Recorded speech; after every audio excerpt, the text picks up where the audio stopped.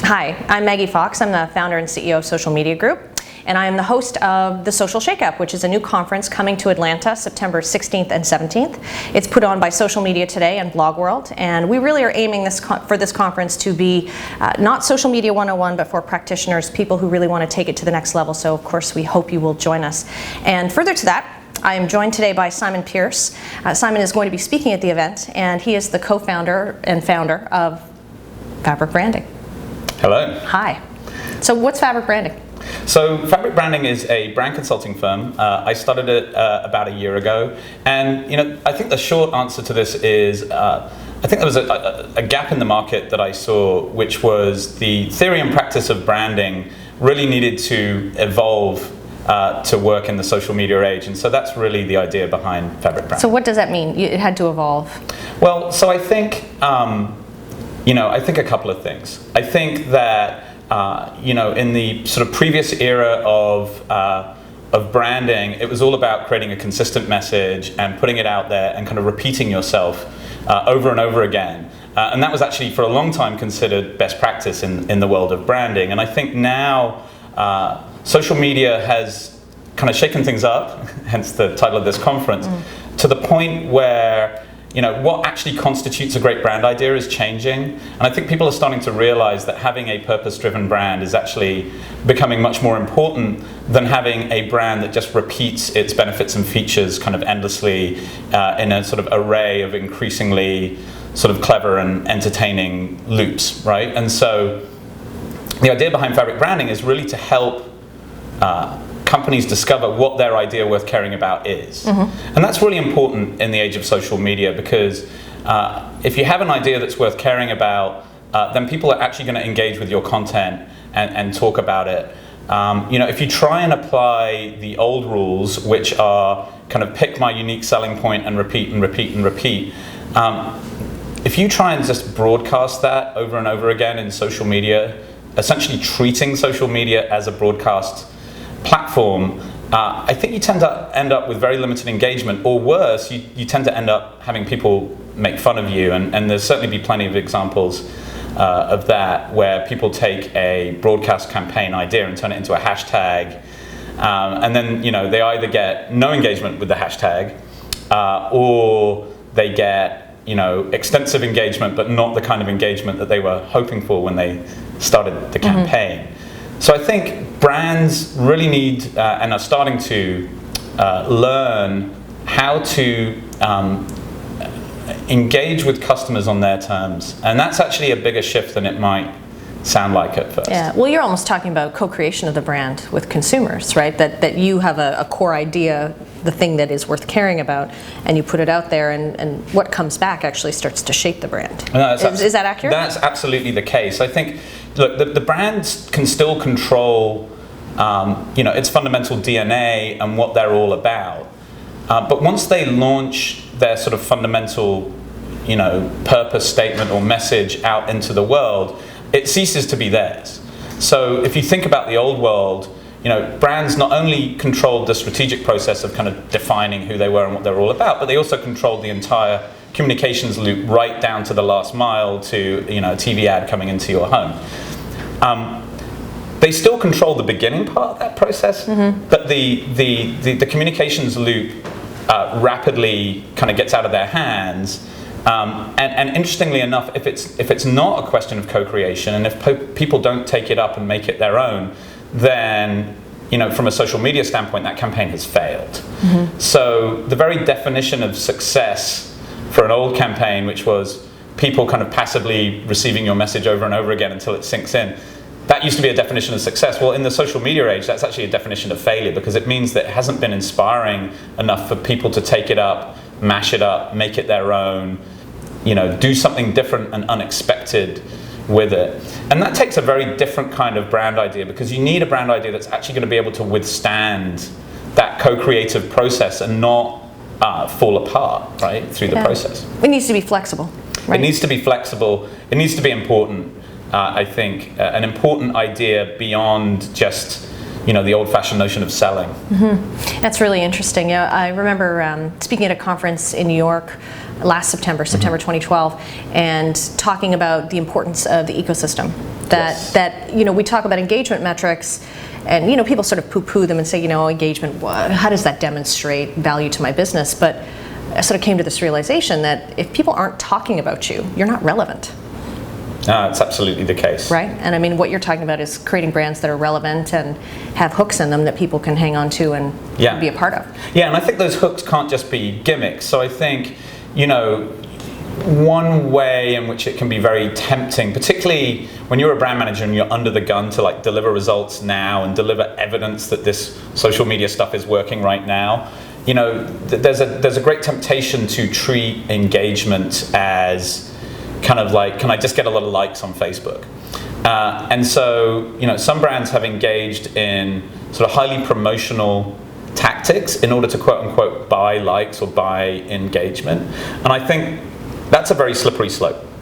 It's a very short-term tactic, and it doesn't actually, you're not really buying engagement there. What you're actually buying is evidence of engagement that you can take to your boss that kind of looks like engagement because you have some metrics against it, but it isn't real emotional engagement. And this comes back to the whole notion of having an idea worth caring about in the first place. That if you have an idea worth caring about, you don't have to go out and buy the engagement and use all these promotional tricks and sort of promoted tweets.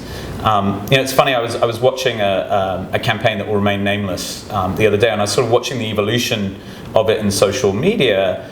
And credit to the organization. It was an organization that had not done a lot of social media before, and so they did the reasonable thing, which was they took an existing mass media campaign and pushed it into social channels. What happened next, I think, was interesting, which was it didn't get much or any engagement at first, and so you could almost see through the sort of the flow of tweets this kind of rising level of desperation as they try and prod the consumer beast into look actually over here. We'll give you free stuff, that certainly has its place. I mean, we still live in a promotional world, and you still sometimes need to provide hard incentives for people to engage with you, and I'm not saying that that's going to completely go away, but I think if that's your only reason to engage with you, then I would just question whether or not that's really engagement. Yeah, what's the point? Yeah. So all right, so if we're not going to talk about counting as a way of measuring engagement, how do you measure it? I'm sorry, I had to ask. That's the $1 million question. I think counting is always going to have a role to play with engagement. I think it's just a question of what you count. So I think the most important metric out there, I think there are two important metrics actually that you can track that are hard metrics that really work well in a social media world, and one, not surprisingly, is the Net Promoter Score. And Net Promoter Score is really a measure not of inputs like likes, but it's a measure of outputs, because what it's really telling you is, based on all this activity that I am doing, is this actually having an impact on people's willingness to recommend my brand? And that's critical. And then the other metric that you can definitely follow, it's a very hard metric that your boss will love, is repeat purchase intent, which is a great leading edge metric for what's going to ring the cash register. And you can absolutely tie both of these metrics to what you're doing in social media, and you can measure your lift on those two metrics. And I would argue that rather than having 100 kind of weak metrics, having two really strong ones can actually be a lot more powerful. So of course you're also speaking in Atlanta. You're on one of our panels at the Correct. Social Shakeup. I think you're actually scheduled for September 17th, which is exciting. The panel you are going to be on is called All Content is Social, Creating a Consistent Multi-Screen Customer Experience. Tell me a little bit about your perspective on that, because I understand you have a pretty particular one. So I think my perspective on this is really that when it comes to social media and the impact of social media, not just on marketing but on business, the need for consistency goes beyond all the screens. The need for consistency goes across your entire experience. And the reason that I say that is that it turns out, and this data is a couple of years old now. So Keller Fay did some research in 2009. And what they found was that about 80% or more than 80% of brand mentions in social media are driven by a direct experience that the customer had with the brand.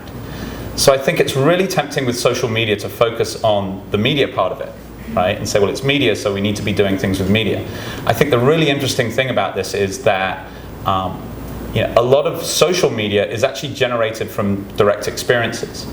So if you want a consistent social media output, the way that your brand behaves day to day with its customers is actually your most important input. So another way of saying that is, social media isn't your media, it's their media. Mm-hmm. And if you want to generate great social media, you have to treat people in the physical, real world of bricks and mortar in a clear, consistent way that gets them excited and gets them excited enough to talk about you. And if you're just providing, certainly if you provide a subpar experience, you're in real trouble in social media, but let's assume that you're not doing that. But even if you're providing an average and expected experience, that's probably not going to be enough, because it's not going to stand out in people's minds and they're not going to want to talk about it. So I think we're going to see a whole revolution coming in the whole world of customer service, which is, how do I create a delightful, talk-worthy customer service experience? And that goes far beyond the marketing department. So I guess my message for people considering coming to the conference is, if you think that the social shakeup is just a marketing thing and a marketing event, and the marketers can take care of this and nobody else in the organization needs to worry about it, I think 5-10 years from now you're going to find that you might be mistaken about that, and that everyone in the enterprise and in the business needs to care about social media, and its impacts are going to go far beyond the impacts of where old media went, and it's going to change entirely how companies do business and how companies build relationships with their customers. And that applies to B2B, it applies to business to consumer businesses, it obviously applies to media businesses, and this is a CEO level issue. Mm-hmm. It is a leadership issue. It is a leadership issue, and all the leaders within the company need to understand this issue, and they need to get up to speed on it, and they need to get conversant with it, because if you just outsource this to your CMO, you're potentially tying your CMO's hands. Mm-hmm, mm-hmm. And one of the other things we're going to talk about on the panel as well is the notion of creating content that transfers not just from the big screen to the small screen to the medium-sized screen. And you were talking earlier about people focusing on the wrong thing when they think about that in terms of technology. Yeah, I think so. There's an obvious technical challenge in making content truly portable. I guess what I was saying earlier is, and I don't want to belittle that technical challenge. That is a large technical challenge, and it's a real kind of management challenge for companies that are grappling with this. But if you only view this as a technical challenge, then you're missing a bigger opportunity.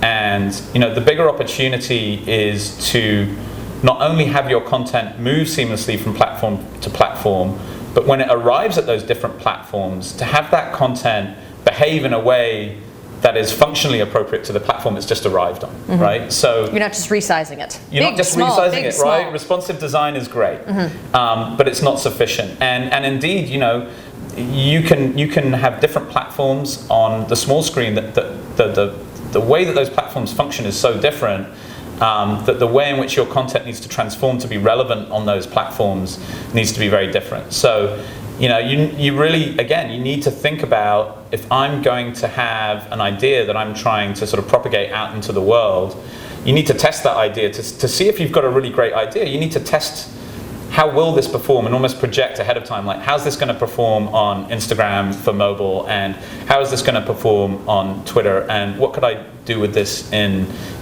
television, and how do I kind of tie all these things together? And I think you really need to kind of think through the details of that.